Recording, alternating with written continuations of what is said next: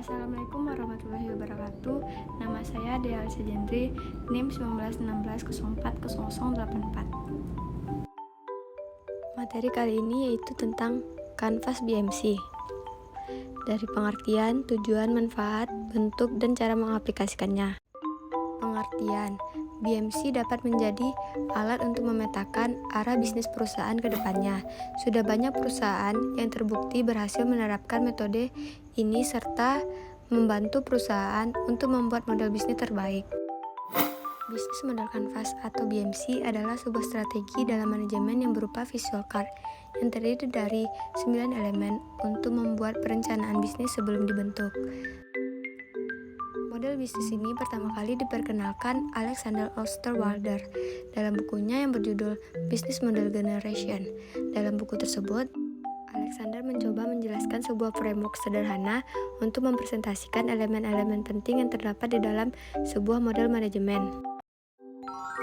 Bisnis model ini menjadi salah satu strategi manajemen yang terpopuler di kalangan bisnis dan sering dipelajari oleh universitas.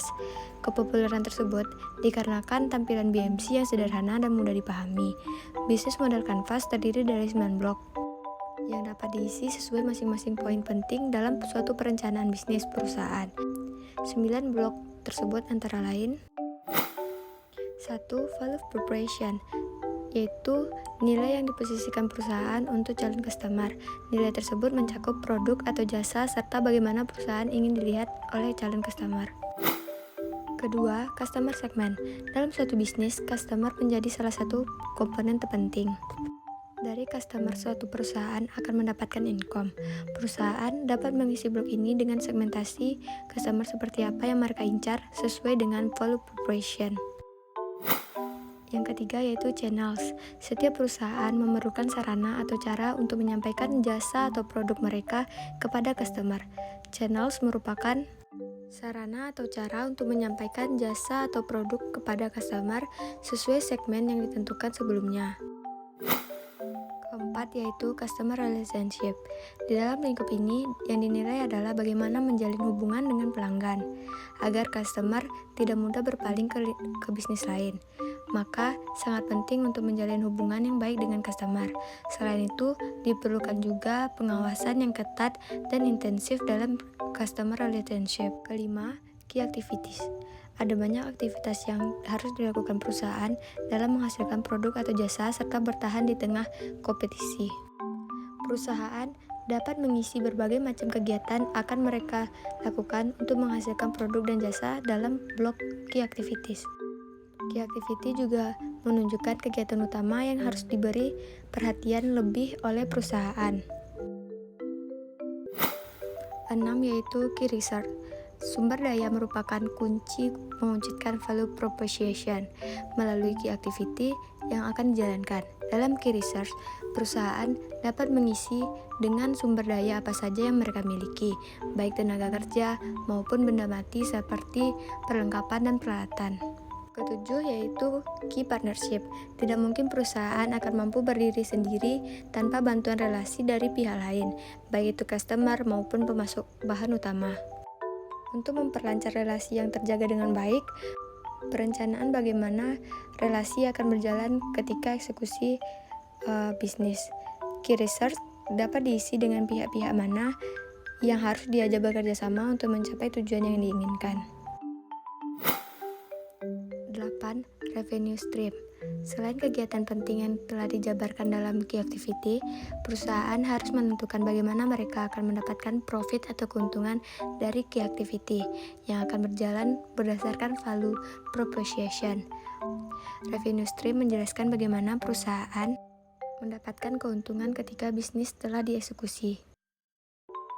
9. Cost structure. Tidak hanya mendapatkan keuntungan, perusahaan harus mengeluarkan sejumlah biaya untuk menjalankan bisnis dan dapat keuntungan. Cost structure meliputi jenis biaya yang sekiranya akan dikeluarkan ketika bisnis telah berjalan. Contoh biaya tersebut seperti biaya sewa tempat, internet, listrik, dan sebagainya. Dengan pengeluaran yang akurat, bisnis akan lebih efisien dan terhindar dari kerugian. Pembuatan BMC ini bertujuan untuk membantu perusahaan merancang perencanaan proses bisnis dan menetapkan serta memvalidasi poin penting dalam bisnis tersebut, seperti sumber daya, aktivitas, hubungan yang akan dijalin dengan pihak terkait, pendapatan, hingga pengeluaran yang harus dikeluarkan. Manfaat dari BMC yaitu 1. Mempersingkat penulisan perencanaan bisnis. Dengan metode konvensional, pelaku usaha akan diharuskan menulis panjang lebar mengenai perencanaan bisnis yang akan dibuat. Sementara dengan bisnis model ini, perusahaan hanya mengisi poin-poin penting sesuai dengan blok yang ditetapkan tanpa perlu menulis panjang lebar.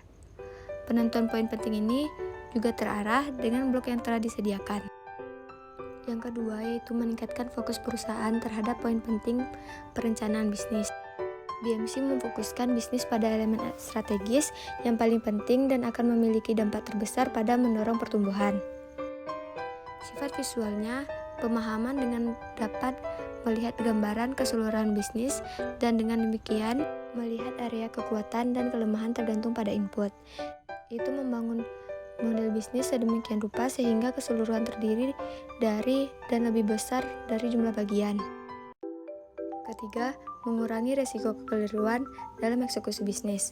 Secara tidak langsung, BMC ini dapat dijadikan dokumen blueprint perencanaan bisnis untuk perusahaan.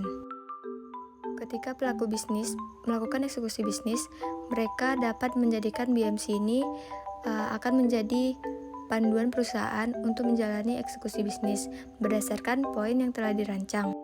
Dengan demikian, perusahaan dapat mengurangi risiko kekeliruan dalam eksekusi bisnis. 5 alasan BMC sangat penting untuk perusahaan. 1. Memperjelas fokus bisnis. 2. BMC lebih akurat. Yang ketiga, sasaran pasar target sesuai. Keempat, risiko bisnis gagal lebih kecil. Yang kelima, sudah teruji oleh banyak bisnis.